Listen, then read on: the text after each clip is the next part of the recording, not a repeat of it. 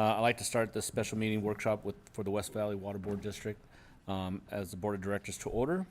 And John, could you please do the roll call? I can. Vice President Jenkins, Present. Director Garcia, Present.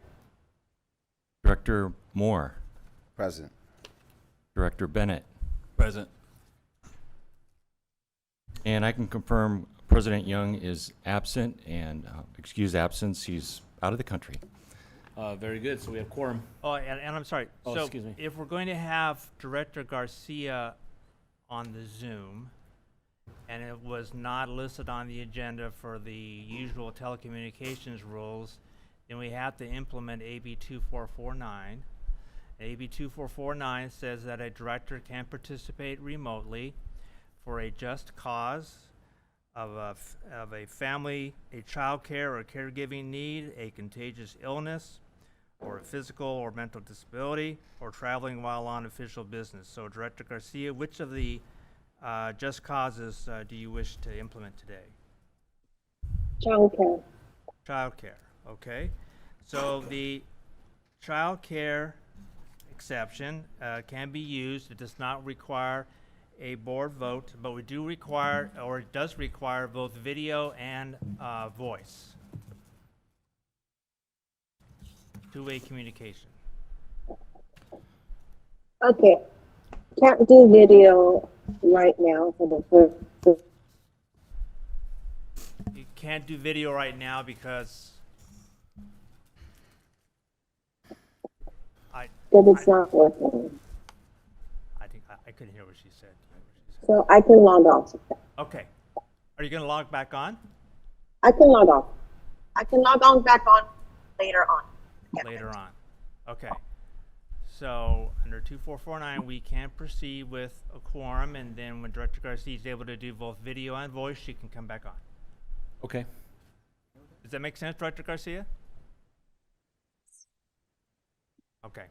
So- All right. Okay, so Angie will rejoin us at a later opportunity. Okay, very good. Next, I'd like to do the Pledge of Allegiance done by Director Bennett, please.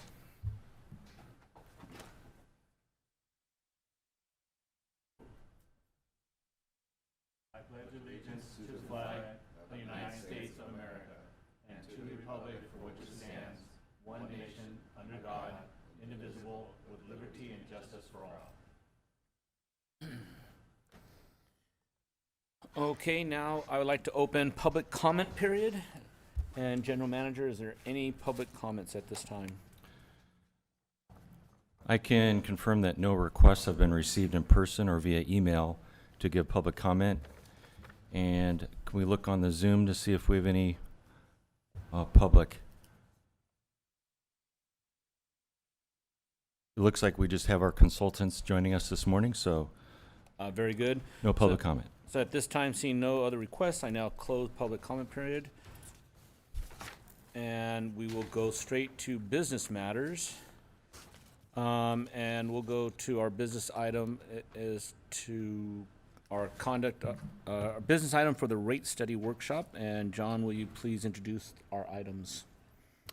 Yes, good morning, and thank you all for taking time out of your Saturday for the district and for our customers and for our community, and to meet with staff and our consultant teams to review the latest progress and provide further direction on the water rate study and the public outreach process. As for the lineup for you this morning, first we'll be talking to Socorro about our public outreach with our consultant JPW, and then we'll bring up Rocky. He'll talk to you about the latest on the headquarters facilities master plan and that headquarters project of different scales that will find its way into the CIP discussion later. And then we'll bring on Raf Tellis and get into the details of the water rate study. So with that, I'll turn it over to Socorro. Good evening, good morning, Vice President Jenkins, members of the board. As mentioned before, we did have a survey go out to the community in the end of April for 3 weeks. And so today I have Leslie Spring from JPW who's going to provide the results of the survey. The survey is on the dais in the folder. There's the survey from today, and there's a much more lengthy survey if you want to take a look at that as well. I'll turn that over to Leslie. Good morning, everyone. I'm going to share my screen. I just sent a request to be very good.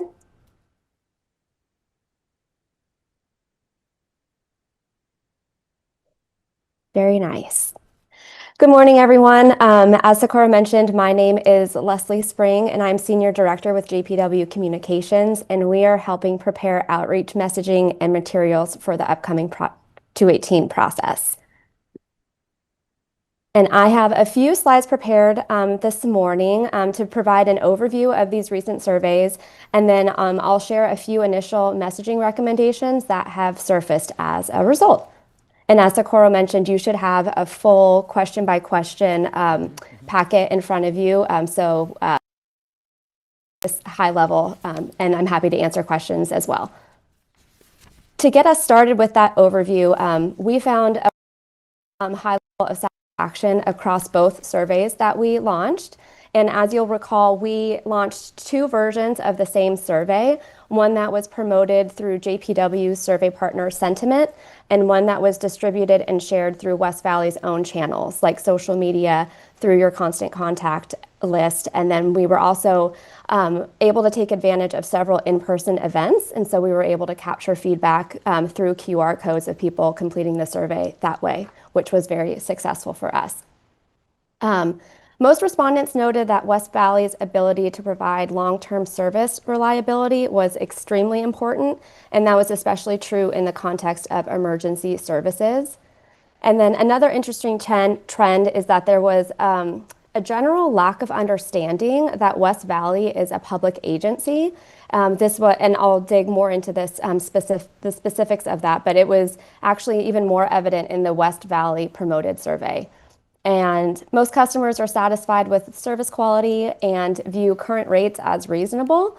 And there was a very significant desire that surfaced for clearer billing information, easier to read statements, and then more notifications and reminders. So here's a quick look at who completed our survey. We had a total of 379 completed survey responses, and that was a combined total between the 2 surveys. Most folks who completed the survey identified as homeowners and self-selected residential as the type of customer that they are. And I'm pleased to report that we had a very nice balance and spread across age brackets and income levels, which is always great to see. And then generally speaking, data suggests that West Valley's website is the key outreach point of contact. And that was compared to things like in-person events and things like that, which had a much lower engagement rate, which is not surprising, but just something of note when we're planning our tactical recommendations for making sure that folks are receiving information about the upcoming process. And then, as I've alluded to, respondents reported a very high level of satisfaction with existing services, and that's something that we can certainly build on with our upcoming outreach.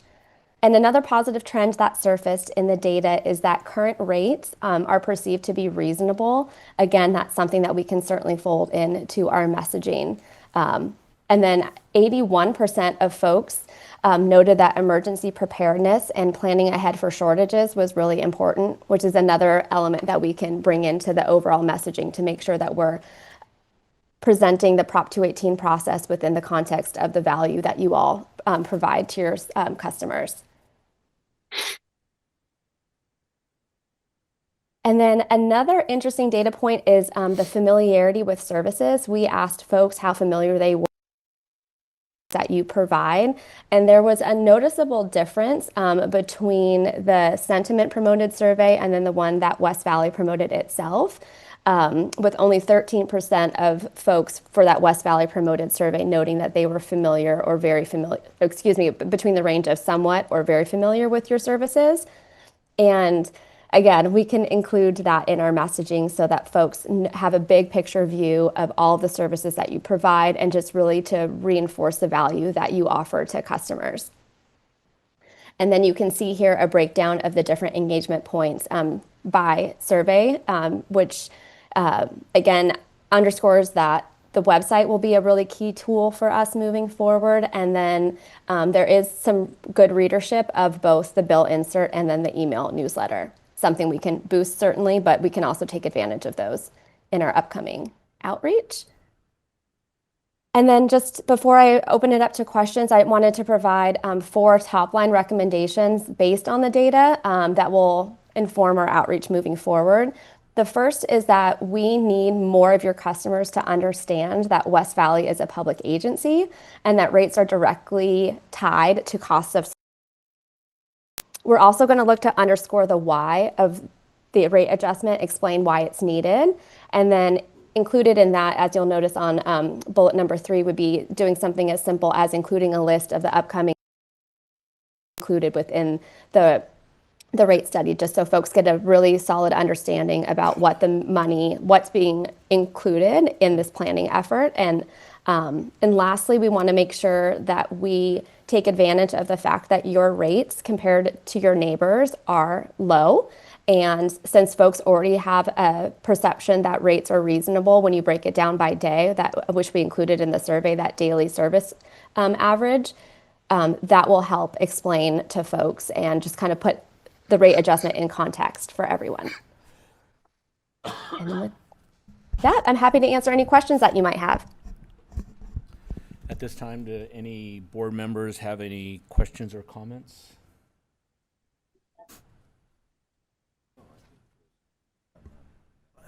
Go ahead, yeah. Since it was so positively reviewed, our rates in comparison to our neighbors, did we possibly go too low? Would an increase have been viewed as aggressive, too high, or readily accepted? Great question. I can answer that in the context of what we asked folks in the survey. So in the survey, we told folks the daily average per day rate, and I think it was $2.51, and we asked them how reasonable they felt that was. And that, in the context of that question, people felt that that was a reasonable rate. We didn't share the data that was presented at the last workshop that ranked your rates within for neighbors, but I think that that's something that I would recommend including in outreach moving forward once we settle on the percentage and what the new rates will be, because I think that that emphasizes the cost effectiveness or the responsibility, the fiduciary responsibility that you all have, and that you haven't increased rates in so long. I think it just underscores the need to do it now. And then I think it's just a nice comparison point for folks. Thank you. Leslie, it sounds like we have some an opportunity here as well to share with the public that we're a public agency, that we have some capital improvement projects that the public wishes to see and share that information. And then I thought it was an important part that we compare ourselves to the local agencies that are surrounding us. I think that would share incredible value that they get here at West Valley versus what's out right to our left and right of us, so to speak. Yeah, I agree. I mean, I think when you put all these pieces together, the fact that compared to your neighbors, your rates are among the lowest, that you are a public agency and that the rates are directly related to what it costs to deliver services, and then explaining to folks the value of your services, just providing water every day, and that's something that people take for granted, unfortunately. And so I think when we kind of put all those things together in the context of this is a value that West Valley provides, we are recommending a rate adjustment because of these projects that we feel are important, increases in cost of service, and we are still keeping rates low compared to our neighbors. To me, that's a really great story to share, and it will instill a sense of trust within the agency. Also sounds like that this is something that should be on our opening banner of our website as well. That if people are visiting our website, that's what they want to see. They want to see where they're coming from. And I just had an epiphany also that it's probably important to share that it's been several years since we've had any increase. And I think that's Absolutely. important in comparison to what's across the board that all of us have had to pay for either healthcare, gas, electric, and compared to our agency as just water. Yeah, I agree with that completely. And I think folks are aware too that just cost of business is going up across the board, construction in particular. So I think that it won't be surprising to folks, especially if we're able to include a list of your upcoming CIP priorities, for them to realize that, what was perhaps initially budgeted, that just it costs more to execute those projects now. Okay, thank you. Absolutely.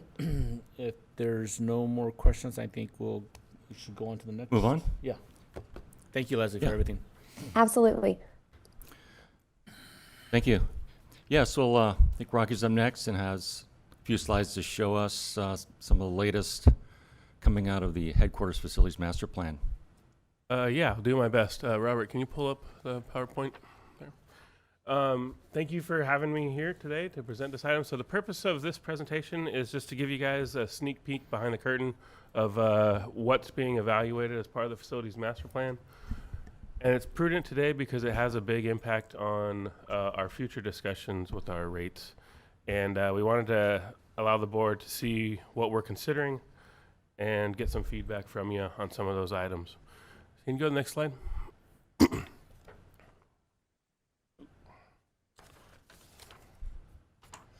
One more, please. We go one more slide. Oh, there we go. So originally, staff was recommending that we evaluate 3 alternatives with the facilities master plan, and in general, the options were modernize on our existing headquarters building and improving Building C, which is our back of house operations, our operations and maintenance. The second option was going to be doing a brand new building on site, brand new headquarters, including the front of house and back of house operations. And then option 3 was going to be a brand new site with a brand new headquarters, brand new back of house at a site close to our Romer treatment facility. As we started looking at those, there were a couple sub options that started to become prevalent because there's a lot of moving parts that we can't fully account for right now. One of those things is what happens with the FBR building when the successful cleanup effort is going on over there. Once that's completed, that building then theoretically becomes available, or that space becomes available. And how do we feed that into how we consider staying on this site? So we had a couple sub options. That's why there's a 1A and 1B and 2A and 2B. And as we started to get the numbers in on some of these options, we started to realize that this was a bigger capital project than I think we originally expected. Kind of to Leslie's point that projects are becoming more expensive today than they were 5 or 10 years ago. And for the purposes of the rate study later, I think we presented a couple different options of how this project plays out. And so we're bookending it a little bit with a smaller project, I think a medium project, and then the full out headquarters relocation. So I wanted to go over those. So if we can go to the next slide. This is what we're currently looking at for, we'll call it the base or base option, I think. And that's modernizing this existing building, providing some new amenities, upgrading things that we need to, where we need to get some items up to code for seismic reasons, and then also improving some energy efficiencies. We can do some of that, but it's really keeps our existing footprint in the existing building. And then the bigger and probably more important component to this is the Building C will be demolished, and we'll build a new back of house operations to house operations, maintenance, warehousing there. And so this option was coming. We're still at we call it a ROM, order of magnitude cost estimate. So those are typically not, final construction numbers. There's still some uncertainty in where those are going to land, but this is an option that looks like it's about $20 million to consider.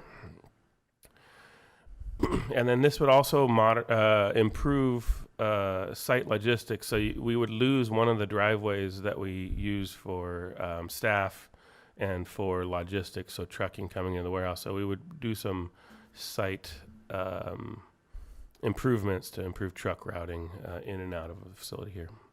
And this another thing to note here is that we would have to secure some right-of-way from some of the adjacent property owners, flood control, to increase our parking. And then can we move to the next few slides? Here's another option, and this is 1B, so staying on site, improving back-of-house operations by getting rid of Building C, and then leveraging FBR when it does become available after the cleanup efforts are completed. Now we're estimating that's going to happen in the foreseeable future. So it's fair to consider that we might be able to leverage the either FBR building or the space of FBR. And then option 2 is the next slide. That would be a new building here and a new back of house operations. This would require relocation of staff for an extended duration of time. And when we looked at the cost estimates between option 1 and option 2, so option 1 was retrofitting existing buildings, and then this would be constructing a new building. The numbers came out pretty close at this ROM step, because this building requires some pretty extensive modifications to get it kind of up to modern standards. So we didn't include this option in our rate study discussions because the numbers are pretty close to option 1. Okay. And then can we go to option 3? One more slide. So this would be relocating the district headquarters up to west of Romer Treatment Plant. You can see the Romer Treatment Ponds in this slide here. It would be off Riverside and Linden. The benefit of a project like this is that it doesn't require temporary relocation of staff. It moves staff up to Romer. We don't have the same siloing that we see with Romer operators who don't get down to headquarters as often. And there is some probably business efficiencies that we can have if we build a facility for purpose that we're considering. So the PBK, our architect, is trying to evaluate all those things, put some numbers to those types of ideas so that we can make a better decision in the future. For the purposes of today, this option is the higher end, the higher bookend of our projects in context of this rate study. And this is the kind of roughly $70 million option, which is a pretty big option. So we wanted to be transparent with the board that there's a sliding scale of things that we want to do and things that we feel are prudent to do. And we're interested to hear how the board feels about these options at this stage.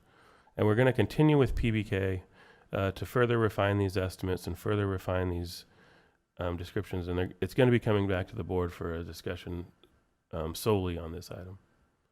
And with that, I'd be glad to answer any questions. Any board members have questions at this time? Or comments? Yes, based on what we're seeing at this time, I'm more in favor of the higher end. I feel this would be a once in a lifetime, well, in our lifetime, decision. And, with the modern construction costs, better to get everything now and not have to revisit possibly in 10 years. And then I think the public would appreciate a very attractive facility. I know during the construction of the firehouse, it was touted as aesthetically attractive, and the city was very supportive of it. And now the new police department, huge facility. And this is an opportunity of us to stand and really show the residents that we're committed, aesthetically and financially responsible to an attractive building. Thank you. I think there's pros and cons to all the suggestions. I also wanted to consider the location matters, because what's convenient for those individuals who want to have to visit their water district.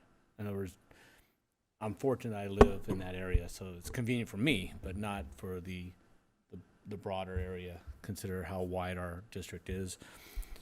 And then additionally, cost is probably my biggest concern always. It's a lot to consider, but it would, if we did that larger cost to a location, it wouldn't impact here, something to consider as well. And then the allotted time, how many years that a building has to take for construction, especially breaking it down. And for instance, had we stayed here, I believe it's still a lot to consider. I know that this portion of it is just right now, an early stage of showing what we potentially can do, and that the board will have to discuss this. And John might have some comments on that as well. Sure. Thank you, Mr. Vice President. Just wanted to, based on board comments and especially board direction at the last board meeting in regards to the water rate study and the different levels of CIP spending based on different levels of this headquarters project. As we get into the rate study, you'll see that we did 3 different scenarios, and the difference in those scenarios is the level of CIP spending, depending on which headquarters option the board selects. So the first one, the low end, is sort of it's the minimum project. It's upgrading existing buildings to a very limited degree. So no new building, no new operations building. I think probably we'd be, I don't know if we could replace Building C or remodel Building C with some expansion, but we're saying that's estimating that to be a $7 million improvement project over the course of the 10 years, the 10-year financial plan. And we'll get into that in a little more detail in future slides. So that's really the bottom end.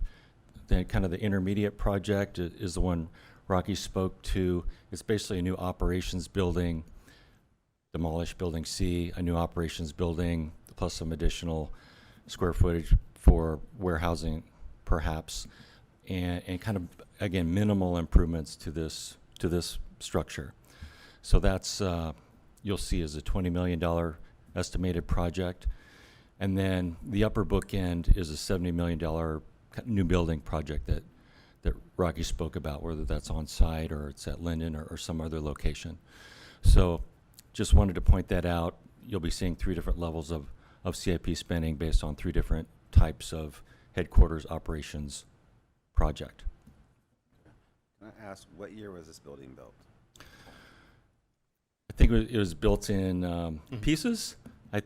I think the first building was, I should probably turn it over to maybe Lyndon knows more. I think we have Building A, Building B, and Building C, and then we built this in between over the years. Okay.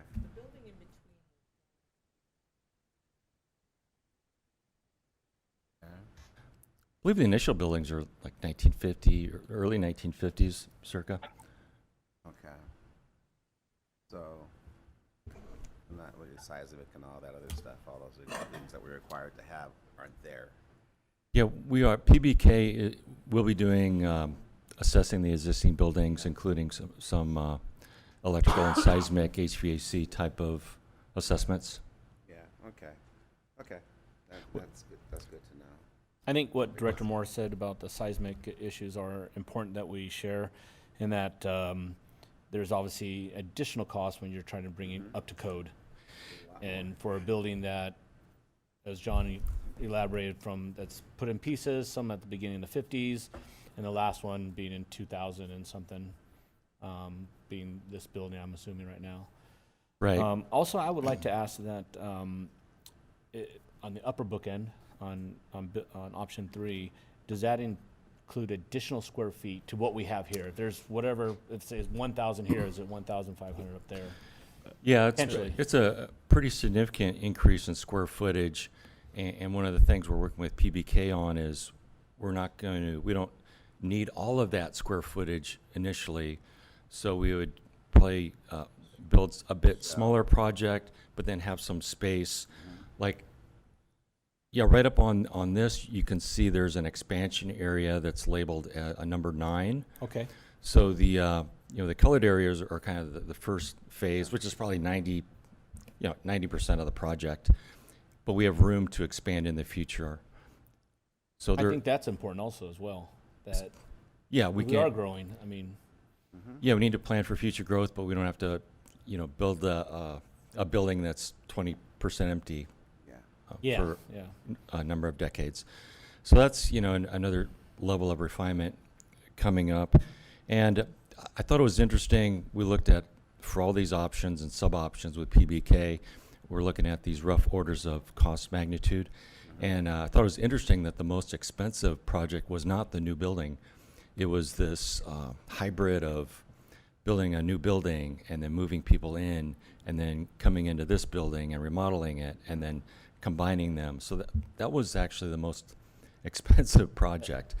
And I would add, Rocky alluded to this, there's a lot of efficiencies in building a new building, a purpose-built structure, versus having multiple structures that are added onto and kind of joined over time.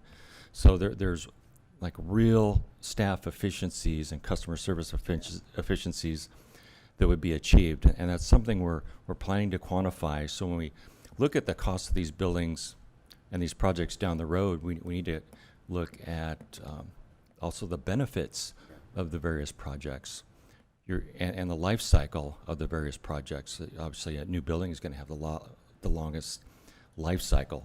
If you do, too, when you do construction like this, you always find surprises. Oh yeah, You always yeah. just increase your costs, increase your costs, increase your costs, and it could be another $1 million by the time you're done with another $2 million. At least if you start from scratch, you know what you're dealing with, and everything's done. It's done in code. You ain't got to rework the system again. Right. It's smoother. And we're seeing a lot of increasing just maintenance and repair costs for the systems in this building. Most recently, the HVAC systems. I think we just had a $30,000 repair, and while they're repairing that, they're like, these other units are very old, and by the way, maybe budget another $50,000 in the near future to replace those. And a lot of these things you can't get anymore, so you're having to pull them out and retrofit into an existing structure. I'd rather call them classics. Yeah, yeah. Yes, Yeah. yes. Things age, and sometimes repairing. So, yeah, I think some excellent progress, interesting progress coming out of the work with PBK. So I think moving on Let's to move on. probably the big chunk of today's workshop is the water rate study. And it's really a comprehensive cost of service and rate structure study. We had a first look at this in January. We've had, at the first workshop, we've had a couple extensive discussions at board meetings since then. And so we're coming back to you today with an update of the water rate study progress based on board comments. These are, this is a working meeting today. And again, we're going to be looking at 3 different levels of CIP spending. And we've changed some base assumptions based on board direction up to now. So we'll talk about that, and then we'll give you the latest on the numbers and what these numbers would mean to the average residential customer in terms of their monthly bill on a dollar standpoint. So I've been, in my career, I've been involved in, I think, 5 different water rate studies, Prop 218 efforts. And so far, I've never experienced, there's some really interesting and I think exciting opportunities coming out of this work that we've been doing with Raftellus. And cliffhanger on, we'll maybe turn it over to Raftellus. And I just wanted to, that we have, staff is working as a team with Raftellus and their team. And on our side, it's It's Linda, it's Jose, it's Gus and myself, and working extensively with John and Elise and others at Raftellus. So we've been especially doing a lot in the last month and a half, and even the last 2 weeks, and even in the last 48 hours. So we're just finding some really interesting numbers and great opportunities to make really some important and significant improvements at the district. So with that, I think why don't I turn it over to John, and he can take you through these slides. And again, I would add, this is a working meeting, and let's maybe go slide by slide, take questions, comments as we go. Yeah, John, if I may, just wanted to re-emphasize the need for my partner, Luthi Karuf, to look at this cost of service study as soon as possible, even in draft form, because the law is constantly changing, and these folks at Raftellus have worked with my colleagues, so they know the importance of getting him involved now, if not earlier. So that's just my plug. Great. Thanks. Appreciate that. Yeah, we've worked with Luthi in the past, and great talent, and we'll do. Thank you, John. John, it's all you. Yeah. Number one, can you see this on a full screen basis? It's not full screen. But So we we're can't seeing see your, it. it looks like presenter view of some kind. I think I'll just leave it in There you go. this, Okay, if we it's got it. okay. Yeah. Thank you for having me here today. I appreciate John's introductory comments. And so just to emphasize, we're not seeking to have the board take any action today. This is an update for you. And, this rate study is still a work in progress. And we've really appreciated the help of John and Jose and Gustavo, especially as we've been working on it. I'll just do a quick overview of our project objectives and then talk about the rate study process and look at some proposed financial planning scenarios and some possible FY26 rate and customer bill outcomes. So, the district hired my firm to do many things, but here are the three key things. Number one, develop a financial plan. And an outcome of that financial plan, of course, will be the amount of revenue you need to earn from customers each year during the 10-year planning horizon. So a projection of rate revenue requirements. And then also that will in turn lead to an actual projection of rates, both your monthly fixed charges and your variable, or if you will, commodity rates for usage.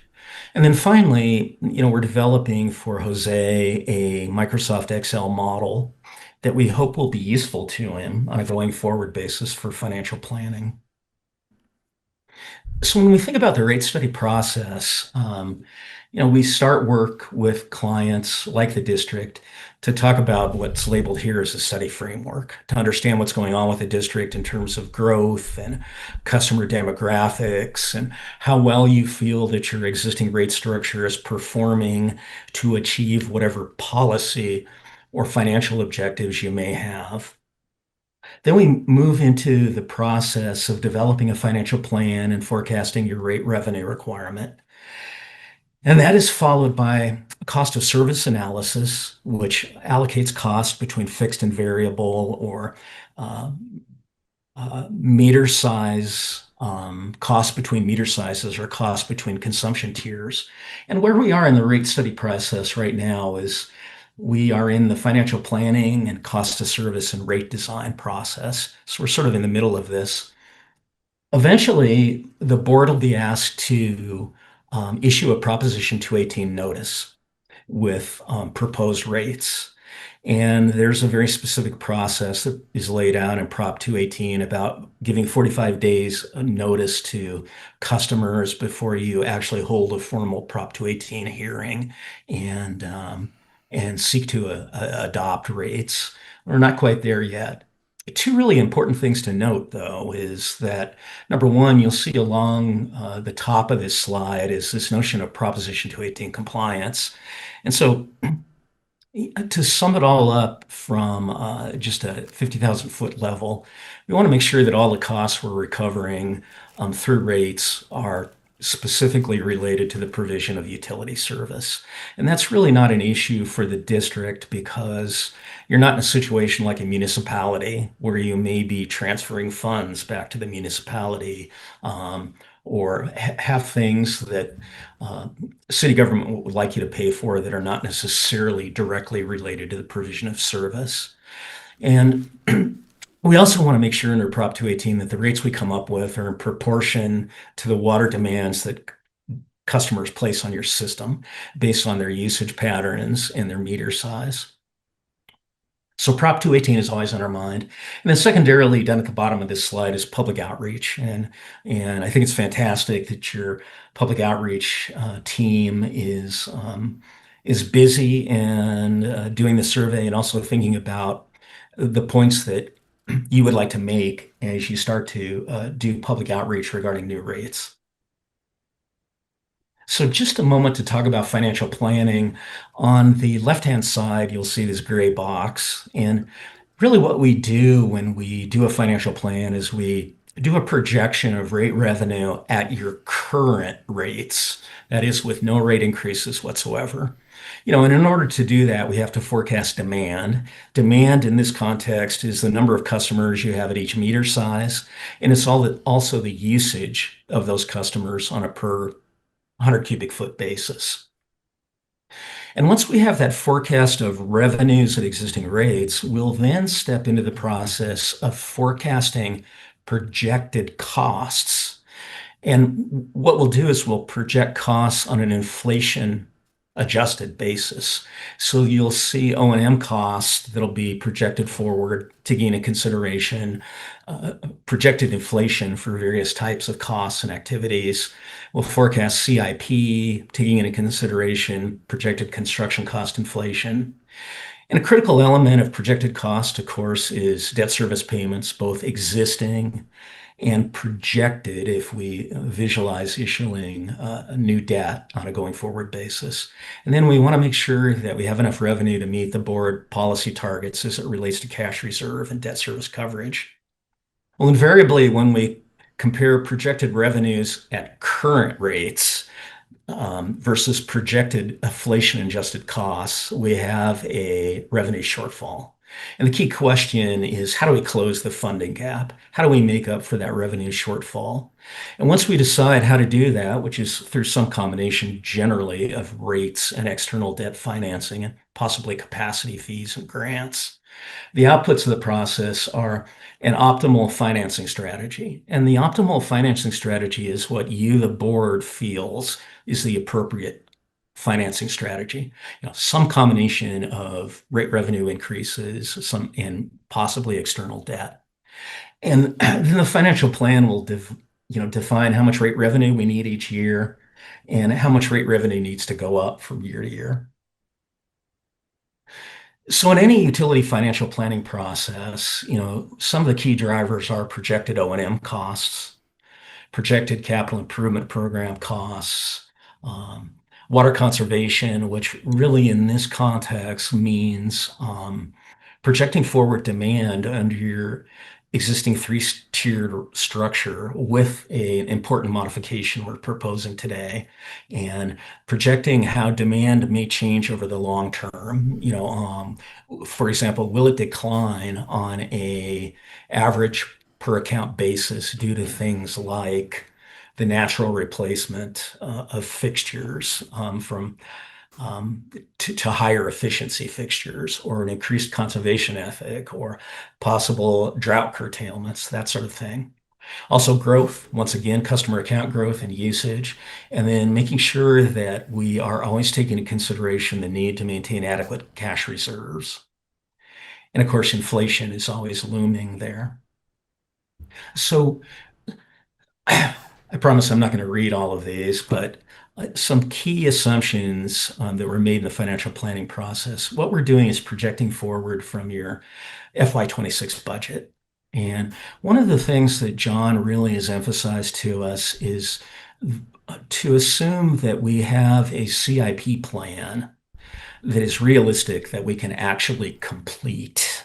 And so you see this notion of 100% capital project completion factor. Sometimes what utilities will do is they'll have a CIP plan that is kind of wish list is not the appropriate terminology. Aspirational. An aspirational CIP plan. And then what the financial plan will do is it'll assume some completion factor based on historic completion rates, whether that's 60, 70, 80%. Here, what John and his team have developed is a CIP plan that I think they believe can realistically be completed. So there's no adjustment for the aspirational end of things. 2% of customer account growth, and then 180 days of cash reserves for operating costs, and a capital improvement, cash reserves that match the board's policy. And Jose, it's escaping me right now as I'm presenting in front of the board that capital improvement cash reserve policy. Can you speak to what that is and remind me again? Yes. So I believe the board revised the reserve policy in 2023 to be 100% of the current fiscal year CIP budget plus 25% of the next fiscal year CIP minus your emergency fund.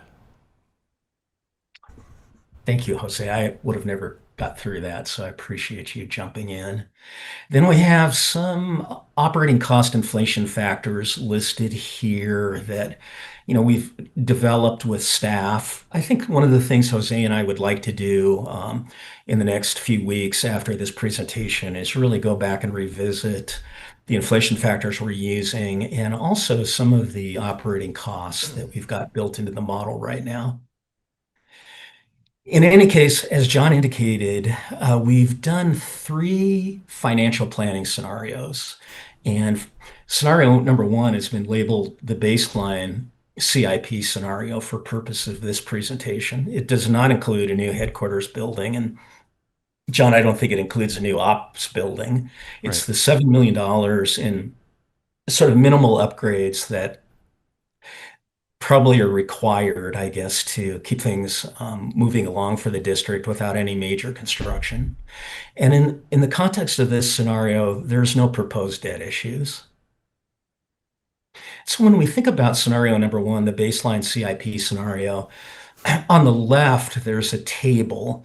And what it shows is that the scenario features 5% annual increases in rate revenues.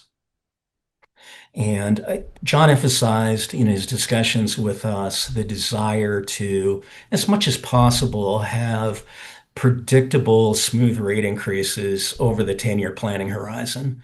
The table shows 26 through 2030 in bold because that first 5 years of the planning horizon is really something that we can have some confidence in forecasting. When you get into the second half of the 10-year planning horizon, which is not in bold, always a little questionable as to how realistic the assumptions are going to be just because it's so far out. Now, over on the right, you see 2 graphs. One is debt service coverage, and the other is a projection of operating and capital reserves. And so on the debt service coverage side, our contractually obligated minimum is 1.2 times, meaning after we take our revenues and subtract out O&M, we've got net revenues available for debt service.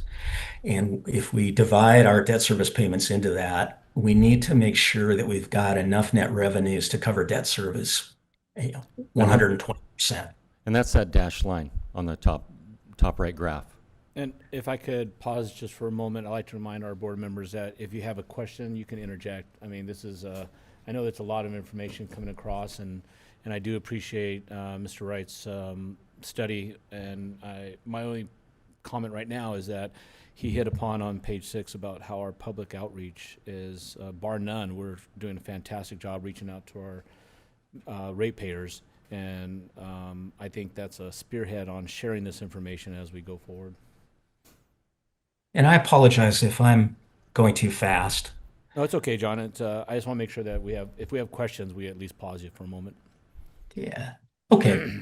The black line you see on debt service coverage is a target coverage of 1.75, 175%.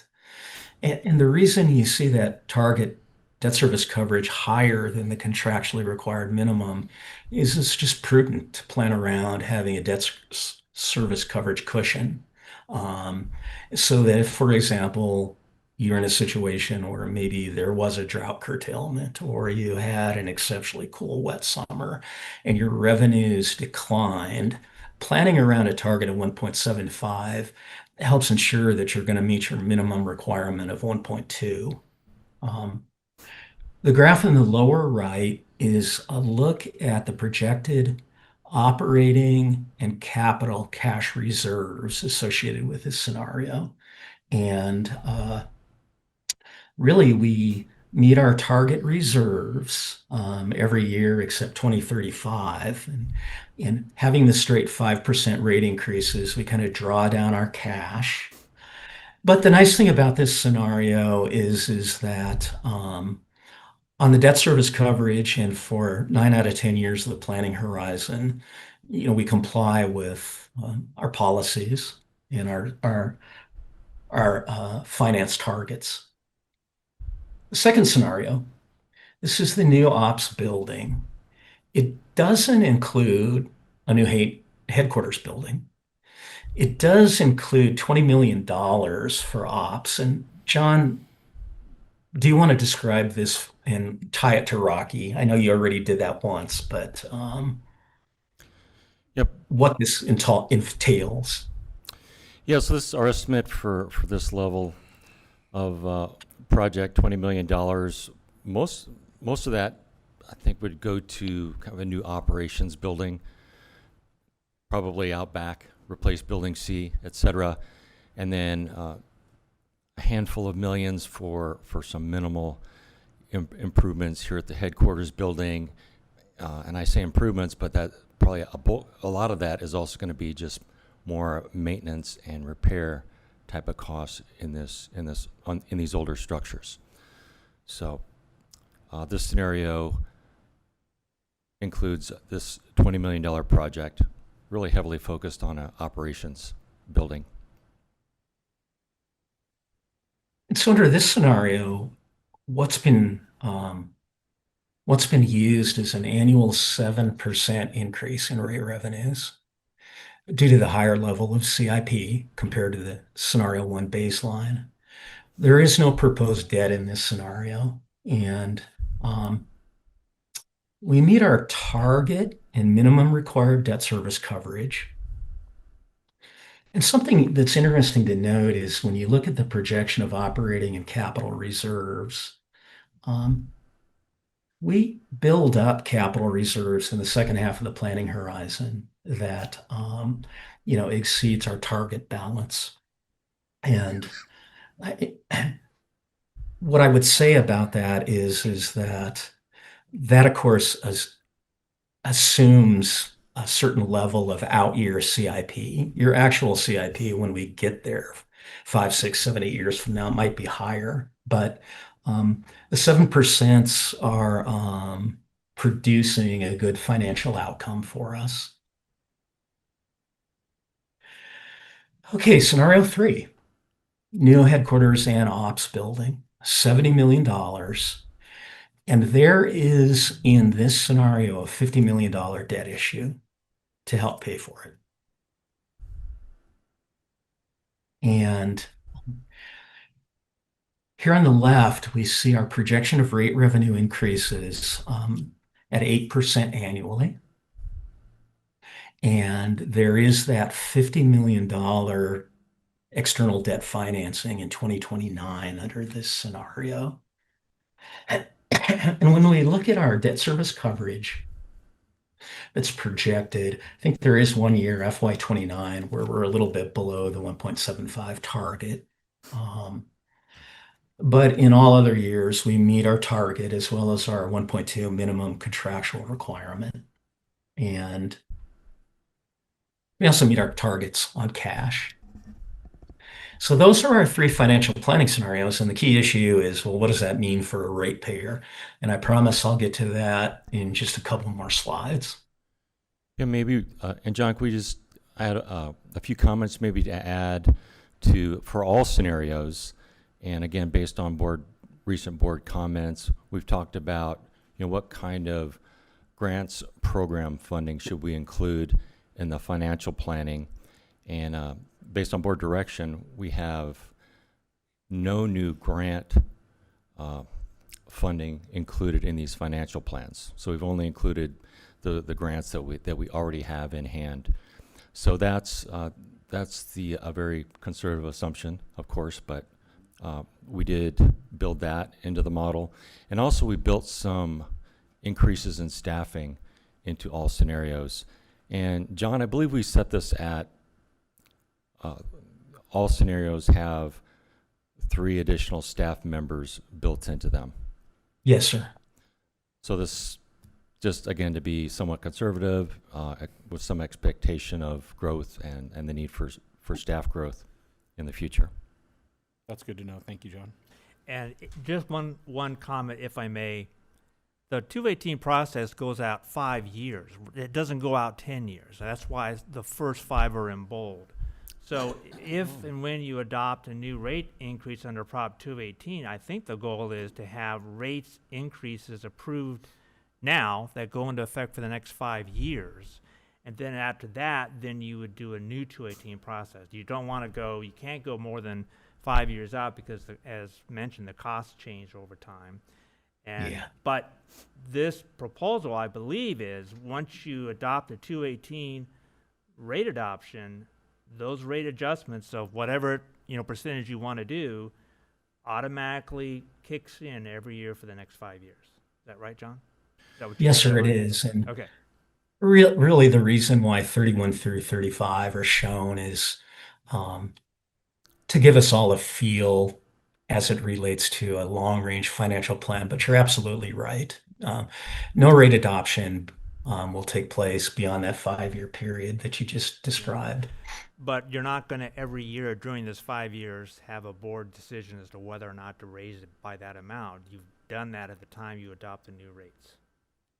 Correct. Now, Thank you, Jeff. yes, sir. Oh, you're good, John. Go ahead. So really quick, why do we do this thing called a cost of service study? If we have a financial plan and we know the amount of revenue we need, why don't we just divide that by the number of customers or their usage and be done with it?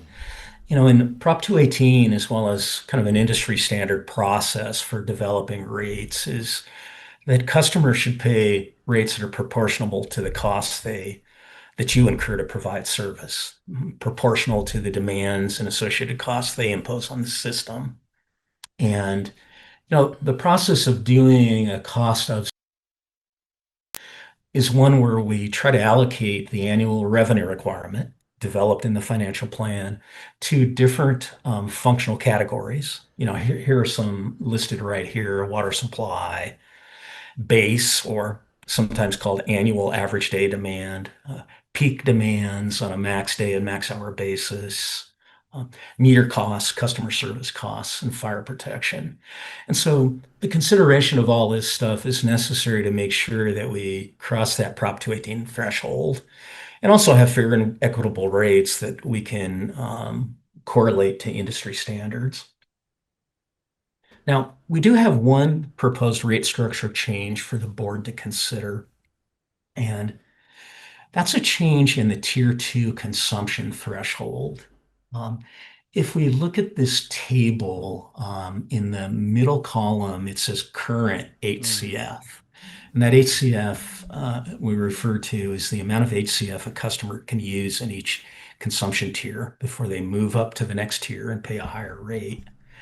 Right now, Tier 2 is at 11 HCF to 50 HCF. And what we're proposing or what we're recommending is that we modify Tier 2 to be 30 HCF as the top of that Tier 2 threshold. And, the rationale for that is that single-family residential customers on your system who account for about 90+% of your accounts and 60+% of your annual demand have very little Tier 3 usage. Very, very few single-family residential customers ever get above 50 HCF. And so they're all kind of operating in a range of approximately 11 to 30 HCF. And specifically, the average single-family residential customer in the summer months uses 27 HCF.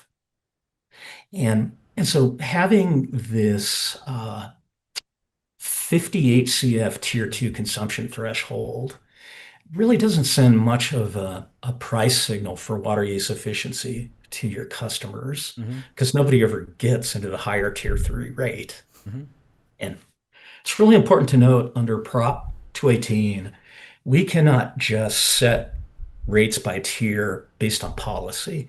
We have to set rates by tier based on actual costs. So that's why when you look at the third bullet, it emphasizes cost-based water use efficiency price signal. But currently, since hardly any single-family residential customers are getting into Tier 3, they're not receiving that price signal. So we think that having a consumption threshold for 2 up to 30 and then Tier 3 starting at 31 will allow us to send that cost-based conservation price signal. And it will allow customers with amounts of usage in excess of the 27 HCF average, or in excess of 30 HCF, to face that higher Tier 3 rate, which will be a cost-based rate. So that's really the only proposed change in our existing rate structure. And I'm going to be showing you customer bill impacts for an average single-family customer that are going to be based around that 30 HCF recommendation. Okay, so an interesting question for any water utility is what proportion of their revenue recovery from rates is fixed versus variable? And of course, the fixed recovery for the district is coming from your monthly service charges, which increase based on meter size, and also to a much lesser extent, things like private fire line charges. And your variable recovery is defined by usage in tiers 1 through 3. So in looking at what we estimate your fixed versus variable recovery would be in 26 if we did no changes to anything, it's about 36% fixed versus 64% variable. And then we have our 3 financial planning scenarios and an estimate of what the fixed versus variable would be under each scenario. And they're all in the same range. And one of the things John and Jose have talked to me about is the possibility of trying to increase the proportion of fixed revenue recovered on a going forward basis. And of course, the higher amount of fixed revenue you have, the good news is that it allows you to mitigate the risk, for example, of a drought situation when there was a curtailment and you were not getting as much usage-based revenue, or help mitigate the risk of a very cool, wet summer. The bad news associated with a higher level of fixed revenue is that that high monthly service charge can often be problematic for customers with low consumption who are not using much water, yet they see their bill go up. Okay. Now, to add a higher fixed charge would lessen the impacts of water conservation regulations. Yeah. Absolutely, John. Thank you for saying that. The more money you get from the fixed charge, the less you get from usage, and so there's kind of it kind of drowns out the conservation price signal effect to get lower usage. So John was talking about extraordinary outcome associated with these preliminary rates that have been calculated and the associated bill impacts. So here we're looking at bill impacts, and the top table in green is a customer with a 3/4 inch meter that's using 17 HCF. And 17 HCF is the average monthly consumption for single-family residential customers served by the district. And as we look at what a customer would pay under your existing rates, that bill is $59.61. And then we show what the bill would be under the various financial plans. Notice under all three scenarios, the actual bill is less. And there is a reason for that, which I promise I'll explain momentarily. But I think this reduction in bill is the extraordinary outcome John was mentioning. We've also calculated on the bottom table in dark blue what the bill impacts would be for the average summer usage, 27 HCF, also for a 3/4 inch meter customer. And the reductions in bill under the financial planning scenarios are less. And we actually, even in the new HQ scenario, actually have a little bit of an increase in bill. So we're only looking at single family here, and we're only looking at a 3/4 inch meter. And John, if with your permission, I would like to go to our supplemental slides and forward a little bit why we believe this outcome is happening. And these are slides that show projected rates under each one of these scenarios. I won't belabor it too much, but I think the board may find it very interesting. Yeah, maybe, I don't do you want to pause here for a moment for any comments on this slide? This is kind of the sort of the last slide. We have kind of some supplemental slides just to help explain this out a little bit. But if you recall, we looked at the three scenarios, and we looked at total rate revenue increases between the three scenarios as 5%, and then 7%, and then 8% rate revenue increases. So how can that result in a reduction in a bill for the average residential customer? So that's something we really felt we needed to dig into. Hey, John, and make sure the board understands. Yeah, I'm a budget guy, and I'll be honest, how does it go lower? I'm very curious to listen on that portion. Yeah. Well, it does not go lower for every customer. Okay. It doesn't. And so let me answer that question, if you would. So here's a look at the rates under the baseline CIP scenario. And don't worry, we're not going to go through all of this. But I want you to all look at the fixed rates here. Currently, your fixed rates are set up in a manner such that customers, even at very large meter sizes, don't pay that much per month. And what we are proposing under all of these financial planning scenarios, the fixed rates for large meter sizes go up very considerably. And so for an example, let's just look at a 4-inch connection. Currently, you only charge $128.56. What my firm is proposing based on the outcome of the cost allocation process is that you should be charging $242.70. And that is a $114 increase. It's an 89% increase.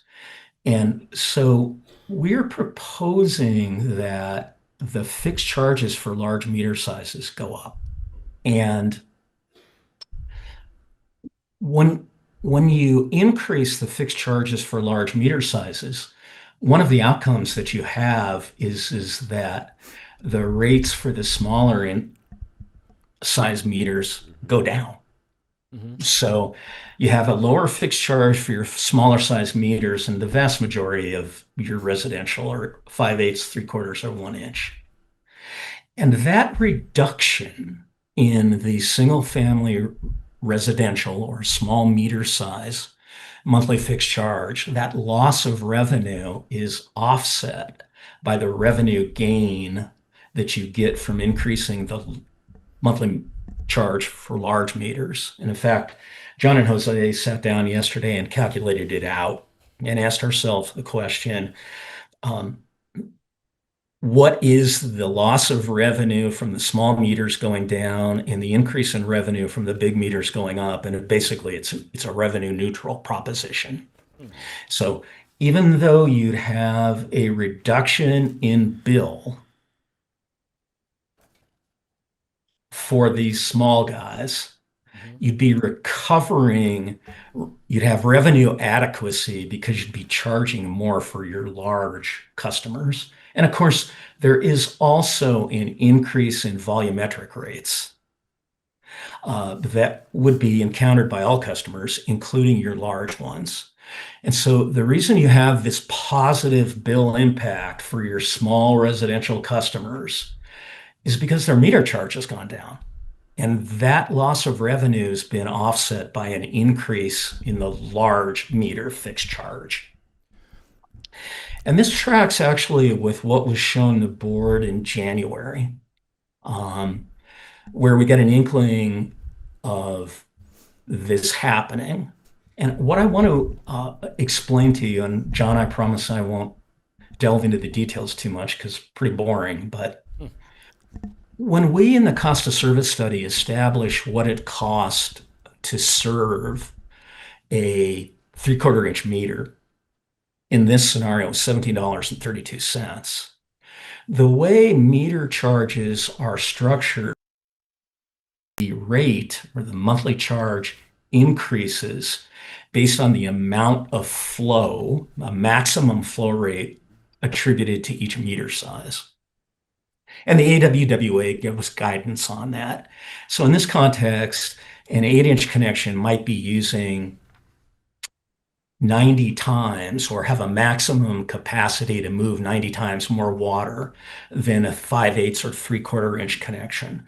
And typically, monthly meter charges are structured so that the charge goes up in proportion to the amount of flow you can move through the meter. That's very standard. What's interesting about your existing rate structure is it was structured so that we go up by meter size, but not to the extent that my firm would feel is appropriate. So compared to most utilities, your monthly meter charges at these big meters are far less than most of your adjacent utility or utilities throughout California, or for that matter, the rest of the country. Yeah, this is based on real cost of service information. Okay. And so, I just to simplify this, we think we've been undercharging our large meter customers up to this point. River? Certainly, yeah. And then my other question is, what a percentage are we talking about? Like 3% of that, or 7% of our service area? So 93% of our customers are the Tier 1? 5/8, 3/4, 1-inch customers. Okay. And so the other 7% is everybody else. What I think is actually pretty unique about West Valley Water District is we have a large number of large meter customers, especially the 8-inch meter size. We have over 100, I think it's 109 customers that have an Right. Very large number of customers at these large meter sizes. Okay. And nobody, no governing body, or for that matter, no rate consultant, wants to recommend a big percentage increase in, for example, the monthly service charge. But for these large meter customers, I think it's safe to hypothesize that they have very, very high water usage. Yeah. And so the impact on their bill with that high water usage baseline is not going to be as great for them as it might be if we increased, or in this case, decreased our small meters. Now, I want you to know that, and of course, we developed rates for each one of the 3 scenarios. These outcomes associated with the single-family residential bill are going to be subject to a real QA/QC process, really working closely with Jose. But they're actually, right now, they make sense from a variety of ways that John and Jose and I have talked about. So you're just looking at a single family with a 3/4 inch meter, and this decline so far makes sense, but we're going to do a lot more QA/QC on it for you, and hopefully it'll hold water. If not, we'll be presenting to you whatever the final outcome is.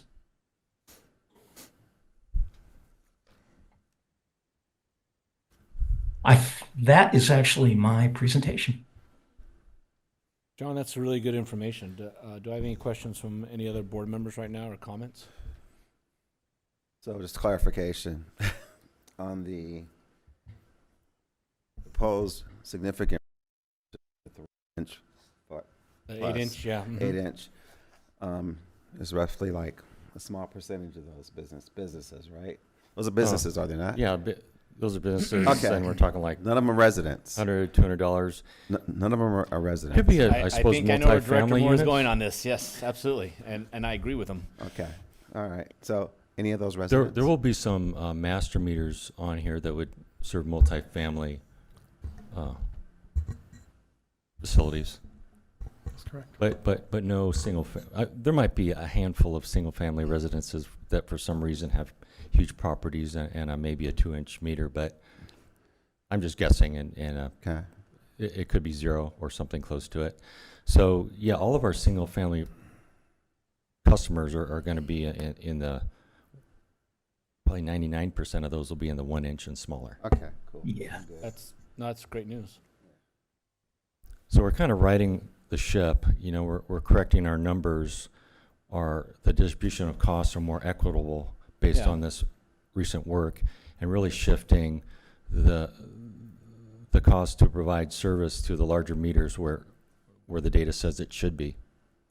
And again, this is all per Prop 218 regulations and the AWWA manual M1 for development of a water rate study and the Prop 218 effort.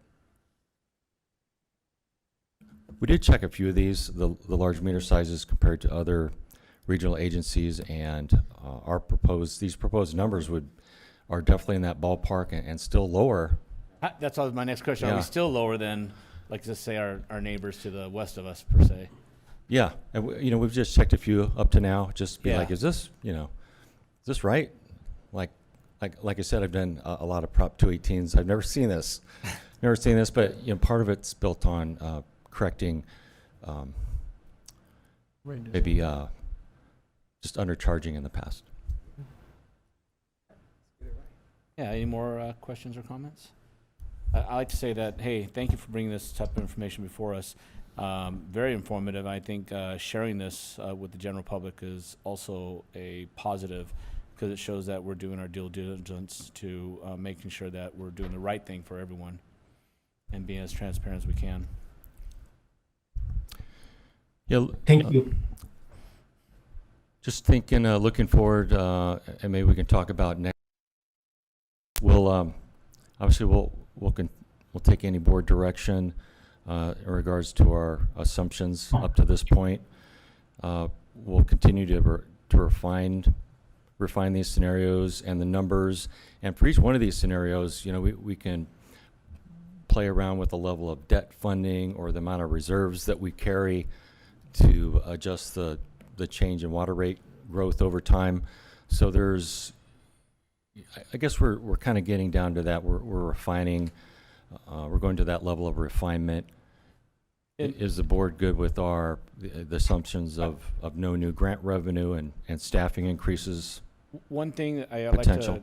to piggyback on Director Moore's portion is that, and you've mentioned, and a part of refining is that maybe the board might like to see how many size 8 meters, size 5, like you're taking four persons, even you said there might be 0 in some areas.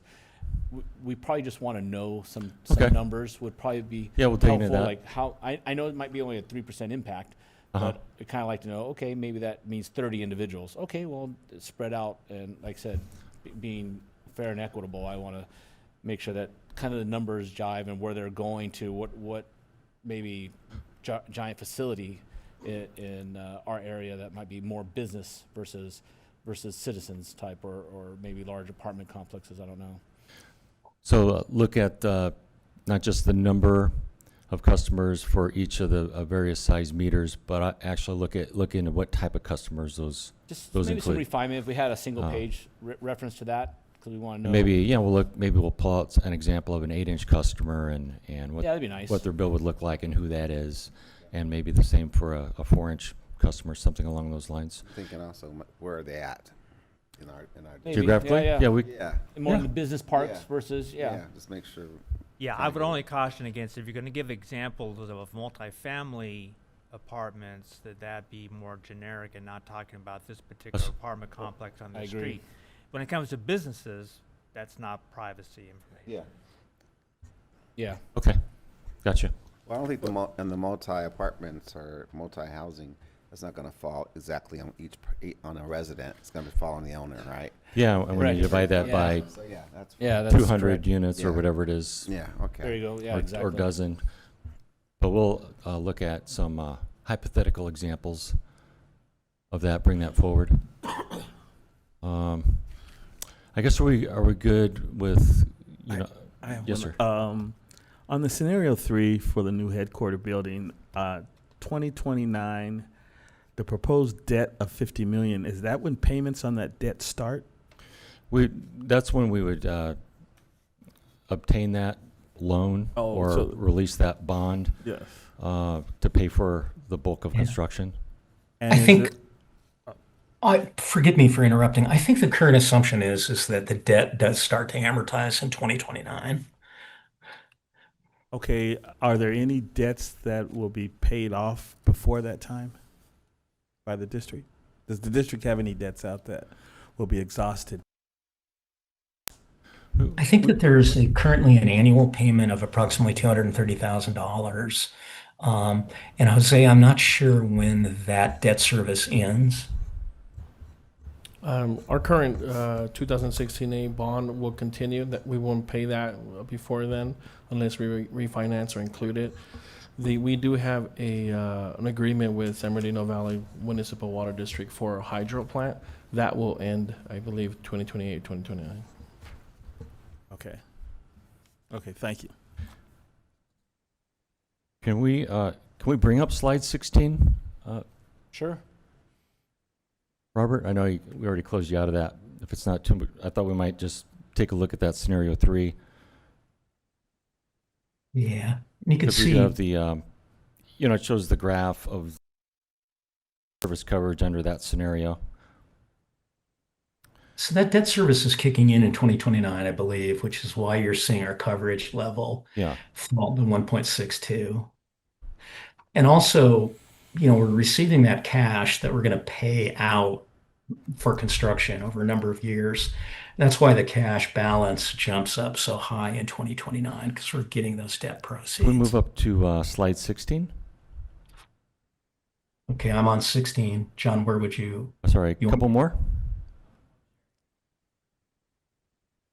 Let's go to scenario 3. I think we got 2 more slides. Next slide should do it. Yeah. Yeah, so we're showing that $50 million debt issue in 2029. Looking at the graph on the top right, it shows our structuring everything, rate revenue increases and proposed debt to meet those debt coverage targets and minimum targets of the 1.2. So you can see in 2029 that dips down, but it quickly recovers. Right. Okay. But maybe we can, we can bring back a summary of like all of our long-term debt and with the you know, how long do those go? We just took on 30 years of SRF debt at, I think, 1.1% interest for Romer. But that's a 30-year product. Sorry, 20. 20 million. John. So it's 20. So that our debt payment for that is 1.2 for 20 years. 20 years, okay. Great rate.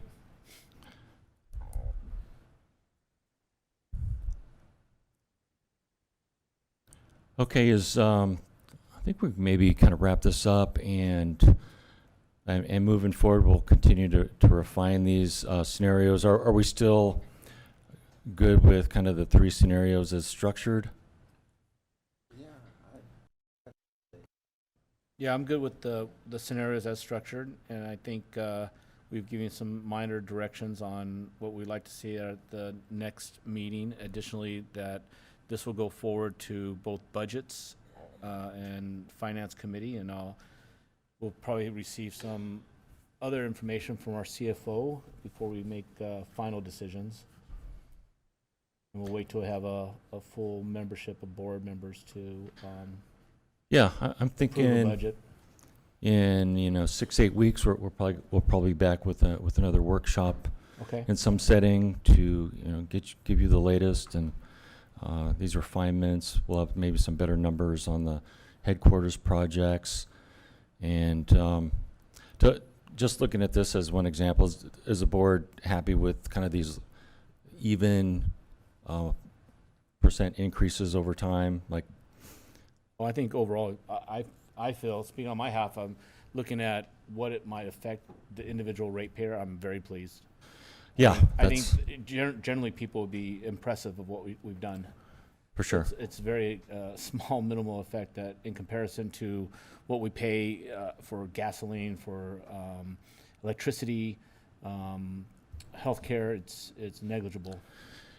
Yeah, I think come January, that'll be 10 years since our last rate increase. That's an So- incredible amount of time between increases. And then we're looking at another 5 years for the average customer, their bills being, no increase essentially. So I think that's just. And I'm sure that's amazing to share with the astounding. general public and Yeah. asking for JPW to say, hey, it's been 10 years since you had anything gone. But yeah. And then I like the idea of these kind of equal rate revenue increases across even the 10 years. Obviously, we're only making decisions with this board for the next 5 years, but we wanted to look at that second 5 years, make sure we're not pinning the next board into the corner, that they have good debt service coverage to work with. They have plenty of reserves to work with, and plenty of opportunity to take a look at our system and adjust the CIP over time. So I think this is a good way to do that. And John, I'd like to congratulate you and your team to even adding the other 3 individuals for future as we grow a little bit here and there. Sure. Yeah, I think we that's know. good looking, Right. looking forward ahead of that too, because that's going to be for our budget times for this coming next fiscal. Okay. Anything Any else we're looking comments? for direction or comments? I think we're. All right, with Think that we're being good? said, I would like to adjourn this meeting.